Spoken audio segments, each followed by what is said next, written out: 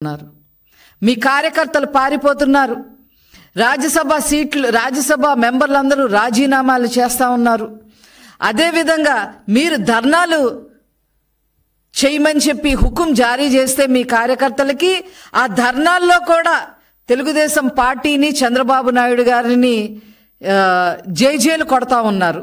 మొన్నే చూసాం, fee reimbursement మీద మీరు ధర్నాలు చేయమంటే విశాఖపట్నంలో వాళ్ళు ధర్నాలు పక్కన పెట్టేసి చంద్రబాబు గారికి తెలుగుదేశం పార్టీకి జైలు కొట్టిన వీడియో మనం అందరము కూడా చూసాం.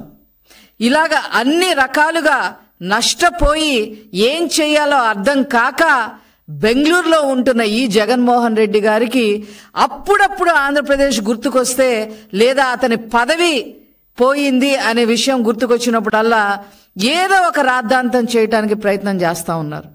దానికి ఇప్పుడు కొత్తగా వారు చేసే రాద్ధాంతం మరి డిఎస్సి గురించి, ఉపాధ్యాయుల భర్తీ పోస్టుల గురించి. మరి గౌరవనీయులు విద్యాశాఖ అమాత్యులు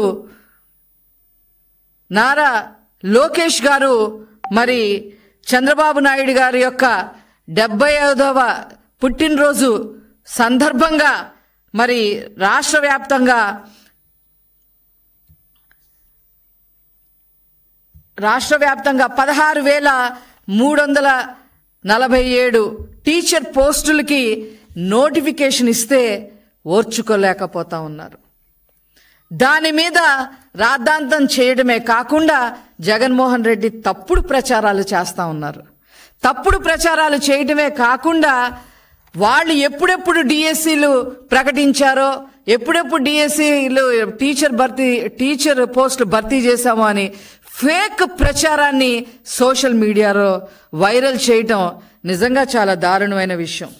ఏదేమైనప్పటికీ కూడా ఈ రాష్ట్రంలో ఎప్పుడైనా ఉపాధ్యాయుల భర్తీ చేశారు అని అంటే దాని patent right Telugu Desam party Nara Chandrababu Naidu గారిదే అని చెప్పి ఈ సందర్భంగా నేను తెలియజేస్తా ఉన్నా.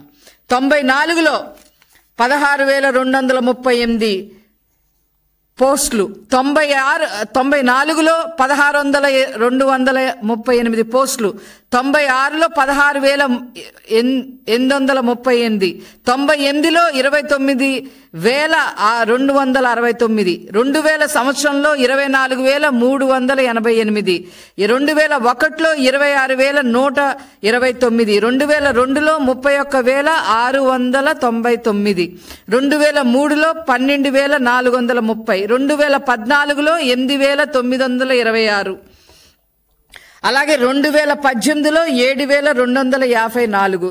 లిమిటెడ్ రిక్రూట్మెంట్స్ 1996లో 3,706. స్పెషల్ రిక్రూట్మెంట్స్ 96లో 2,000, 97లో 874, 2019లో 521. గ్రాండ్ టోటల్ 1,80,272 పోస్టులు భర్తీ చేసిన ఘనత నారా చంద్రబాబు నాయుడు గారిది.